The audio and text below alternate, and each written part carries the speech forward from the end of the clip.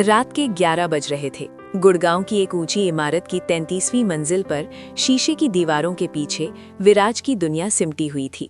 उसकी आंखें मॉनिटर की नीली रोशनी में धसी थीं, उंगलियां कीबोर्ड पर किसी मशीन की तरह चल रही थीं। बाहर शहर जगमगा रहा था, लेकिन विराज के लिए वो बस धुंधली रोशनियों का एक बेमतलब सा झुंड था। कॉफी का कप खाली पड़ा था और दिमाग में हजारों लाइनों का कोट किसी मकड़ी के जाले की तरह उलझा हुआ था। थकान उसके चेहरे पर साफ दिख रही थी, कंधों पर जैसे कोई अनजाना बोझ रखा हो। देर रात जब वो अपने छोटे से मॉडर्न अपार्टमेंट में लौटा तो सन्नाटे ने उसका स्वागत किया। फ्रिज में कुछ नहीं था सिवाय ठंडी रोशनी के। उसने इंस्टेंट नूडल्स का पैकेट फाड़ा और उबलते पानी में डाल दिया। वही बेस्वाद खाना, वही अकेली रात।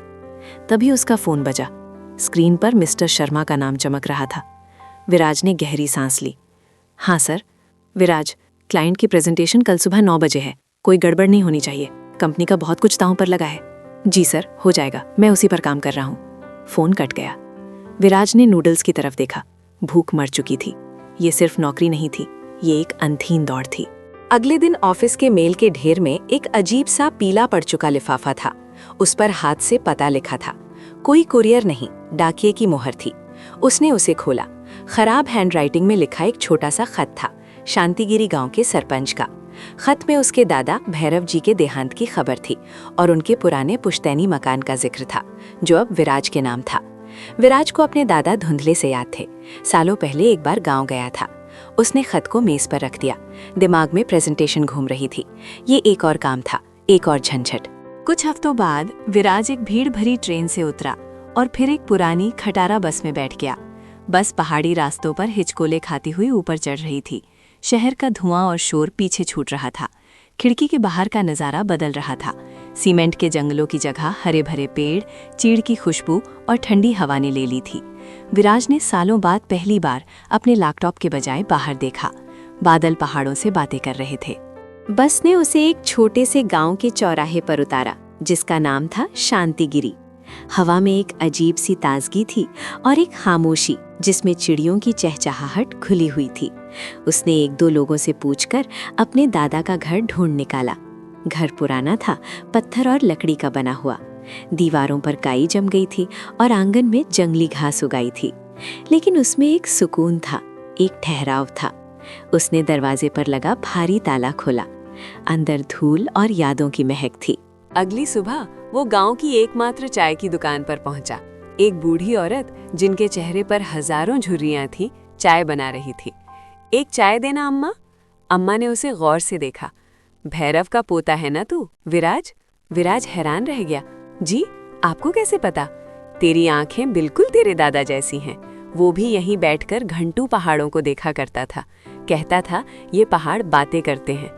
अम्मा इला की आवाज में एक अपनेपन की मिठास थी जो विराज ने सालों से महसूस नहीं की थी। विराज ने घर की सफाई शुरू की। हर कोने से धूल और जाले हटाते हुए उसे लग रहा था जैसे वो अपने ही मन की सफाई कर रहा हो। एक कमरे में पुरानी चारपाई के नीचे उसे एक बड़ा भारी संदूक मिला। उस पर एक मजबूत ताला लगा था। चाबी कहीं नहीं थी। पहले तो उसे गुस्सा आया, लेकिन फिर एक बच्चे जैसी उत्सुकता ने उसे घेर लिया। इस संदूक में क्या हो सकता है? चाबी की तलाश में वो गांव के छोटे से बाजार में पहुंचा। वहां एक जगह मिट्टी के दिए, बर्तन और मूर्तियां बिक रही थी। एक लड़की जिसके हाथ मिट्टी से सने थे, अपने चाक पर एक बर्तन को आकार दे रही थी। उसका ध्यान अपने काम में इतना डूबा हुआ था कि उसे विराज के आने का पता ही नहीं चला। उसके चेहरे पर एक अजीब सी शांति थी। विराज बस उसे देखता रह गया। लड़की ने नजर उठाई। उसकी आंखें गहरी और शांत थीं। कुछ चाहिए? वो मैं बस देख रहा था, बहुत खूबसूरत है। वो मुस्कुराई। मेरा नाम अनाहिता है। विराज। काफी मशक्कत के बाद विराज ने एक हथौड़े से संदूक का ताला तोड़ दिया। उसने धड़कते दिल से ढक्कन उठाया। अंदर कपड़ों की महक थी। सबसे ऊपर कुछ पुरानी डायरियां रखी थी और उनके नीचे रंग, ब्रश और एक अधूरा कैनवस। विराज चौंक गया। उसके दादा और पेंटिंग, वो तो एक सरकारी क्लर्क थे। कैनवस पर उन्हीं पहाड़ों का चित्र उभर रहा था जो उसकी खिड़की से दिखते थे, लेकिन वो अधूरा था। उस रात विराज लालटेन की रोशनी में अपने दादा की डायरी पढ़ने बैठा। पन्ने पुराने और पीले पड़ चुके थे। लिखावट में एक ठहराव था। दादाजी ने लिखा था कि कैसे वो शहर की नौकरी की घुटन से तंग आकर सब कुछ छोड़ गांव लौट आए थे। पैसे शायद कम थे, उन्होंने लिखा, लेकिन सांसें ज्यादा थीं। यहाँ आसमान ज्यादा नीला है और जिंदगी ज्यादा अपनी। हर पन्ना विराज को आईना दिखा रहा था। वो अपने दादा की नहीं, अपनी ही कहानी पढ़ रहा था। अगली सुबह विराज ने वो अधूरा कैनवस उठाया। उसने दादाजी के पुराने रंगों को देखा जो लगभग सूख चुके थे। एक अजीब सी धुन में उसने ब्रश उठाया और रंगों को मिलाने की कोशिश की। उसे पेंटिंग नहीं आती थी, लेकिन आज उसे कुछ करने का मन था। उसने खिड़की से बाहर पहाड़ों को देखा और कैनवस पर एक लकीर खींची। वो लकीर टेढ़ी मेढ़ी थी, लेकिन सालों बाद उसने कोड के अलावा कुछ और बनाया था। एक भूली हुई खुशी उसके अंदर जाग रही थी। दिन हफ्तों में बदलने लगे। विराज का ज्यादातर समय अब घर से बाहर बीतता। वो अम्मा इला की कहानियां सुनता, पहाड़ों में यूं ही घूमता, या फिर अनाहिता के पास उसकी मिट्टी की दुनिया में पहुंच जाता। वो उसे मिट्टी गूंथना सिखाती और वो उसे अपने लैपटॉप पर शहर की कहानियां सुनाता। एक खामोश सा गहरा रिश्ता उन दोनों के बीच पनप रहा था। विराज का चेहरा बदलने लगा था। शहर की थकान की जगह पहाड़ों की शांति ले रही थी। एक रात डायरी पढ़ते हुए विराज को एक खास पन्ना मिला। दादाजी ने उस दिन के बारे में लिखा था जब उन्होंने नौकरी छोड़ी थी। मेरा बॉस मुझ पर चिल्ला रहा था, उन्होंने लिखा। वो कह रहा था कि मैं अपनी जिंदगी बर्बाद कर रहा हूँ। मैं बस मुस्कुराया। मैं जिंदगी बर्बाद नहीं, बचा रहा था। उस चूहा दौड़ से बाहर निकल रहा था जिसमें सब भाग रहे हैं, पर पहुंच कोई नहीं रहा। विराज ने डायरी बंद कर दी। उसकी आंखों में आंसू थे। तभी उसका फोन बजा, जो हफ्तों से लगभग शांत था। मिस्टर शर्मा। विराज, कहाँ हो तुम? तुम्हारी छुट्टी खत्म हो गई है। सर, मैं गांव में हूँ। गांव? खैर छोड़ो, तुम्हारे लिए एक बड़ी खबर है। मैनेजमेंट ने तुम्हें वाइस प्रेसिडेंट के पद के लिए प्रमोट करने का फैसला किया है। डबल सैलरी, कंपनी कार, अपना केबिन, सब कुछ जो तुम चाहते थे। मंडे को ज्वाइन कर लो। मिस्टर शर्मा की आवाज में जीत का एहसास था। ये वो चारा था जिसे कोई चूहा मना नहीं कर सकता था। विराज खामोश हो गया। एक तरफ उसके कानों में मिस्टर शर्मा की आवाज थी, गुड़गांव का वो शीशे वाला ऑफिस, वो अंतहीन दौड़, और दूसरी तरफ उसकी आंखों के सामने दादाजी का अधूरा कैनवस था, जिस पर अब विराज के लगाए रंग भी थे। उसे खिड़की से दिखते शांत पहाड़ दिखे। उसे अनाहिता का मुस्कुराता चेहरा याद आया, जिसके हाथ हमेशा मिट्टी में सने रहते थे।